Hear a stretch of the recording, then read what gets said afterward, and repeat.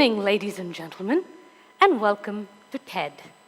Not technology, entertainment, and design, but today I bring to you the extraordinary deal. Yes, today I bring to you your very own game show, and I'm your host for the evening.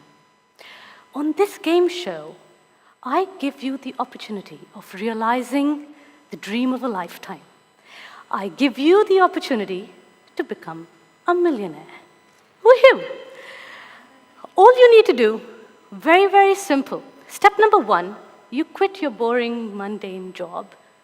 And step number 2, you come and work for me. Yeah, I'm really rich, I can make you all millionaires. Now, you need to work for me for just 30 days. And in these 30 days, you don't have to do anything overtly difficult. Just a simple desk job, you'll be a paper pusher for 30 days. But before you start working for me, you need to choose your payment plan. I give you 2 envelopes. Option A, which is a $1 million check. That's $33,333 per day's work. Or option B is a slightly detailed payment plan. On the first day, I pay you 1 cent. On the second day, I pay you 2 cents. On the third day, I pay you 4 cents, and so on and so forth. I keep doubling the cents that I pay you. Now, you need to choose your payment option. Which one would it be? Second, first, B. Okay, there are lots of B's here. Wow, you're like cents more than dollars, huh? Great. Well, let me tell you what. B is the smarter option. Let's see why. What happens? We've seen that. But let's see what happens as we go further. What's that? $1 million on day 27? And let's go a little further. Kawabunga! That's $10 million in 30 days. Yes, ladies and gentlemen, I bring to you the 8th wonder of the world, the extraordinary deal. Now let's just look at what happened. I offered you 2 options. Option A, which was a sure shot 1 million. And option B was 10 times that amount of money, but with the element of risk. The element of uncertainty. Why? Because we cannot compute what happens so quickly. And that is the single largest problem with us, is that we are innately risk averse. As children, we are taught to be risk averse. Don't jump on the bed, you'll break your head. Don't talk to the stranger, he's going to kidnap you. Don't. And so we are born and we grow up being risk averse. So risk averse are we that man has designed insurances. We insure our homes, we insure our cars, we even insure our holidays and our pets.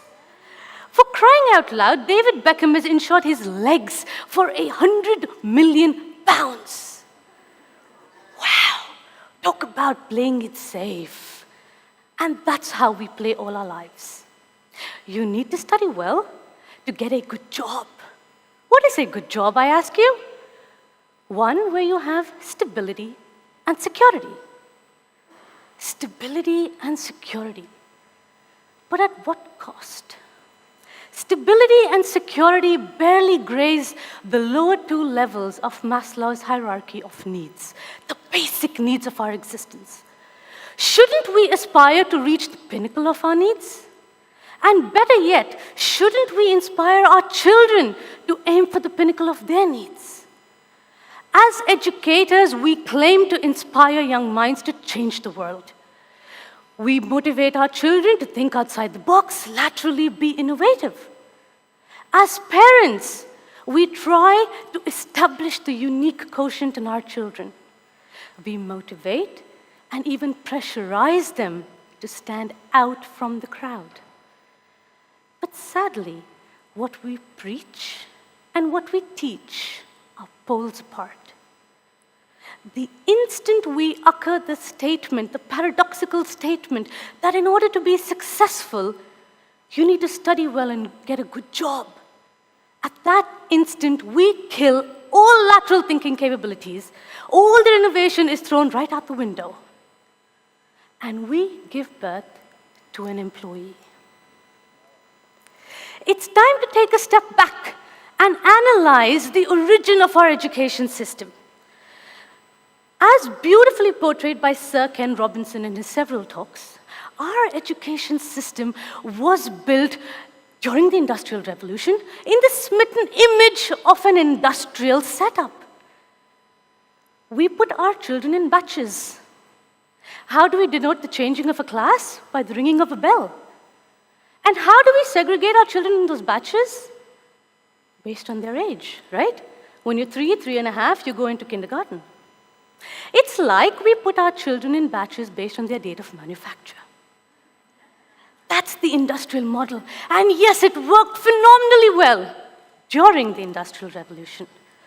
But ladies and gentlemen, wake up and smell the coffee. We are in the next generation. We are in the next age. Startups and SMEs are what we require to fish our economy out of the recession. No, we don't need employees anymore. What we need are entrepreneurs. And yes, as educators, we're not dinosaurs. We move with the time, right? We innovate, we change. We've introduced entrepreneurship courses in our curriculum. But is that enough, I ask you?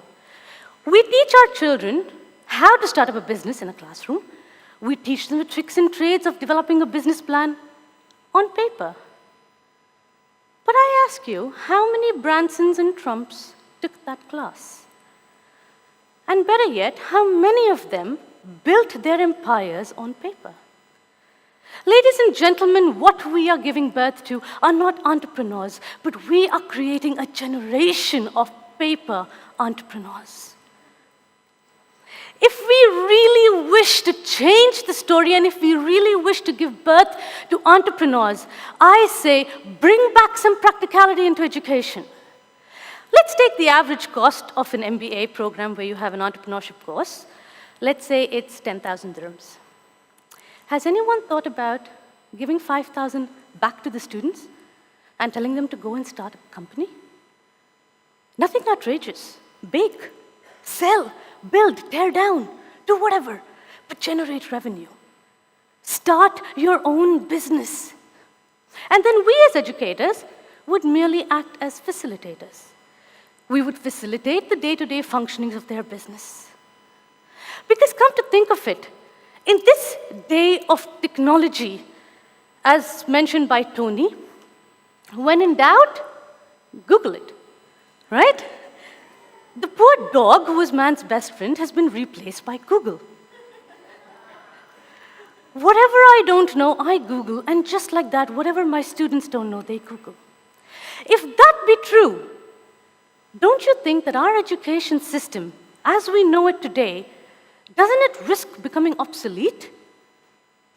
Is there any trick of the trade that as educators we hold that is unattainable by the masses?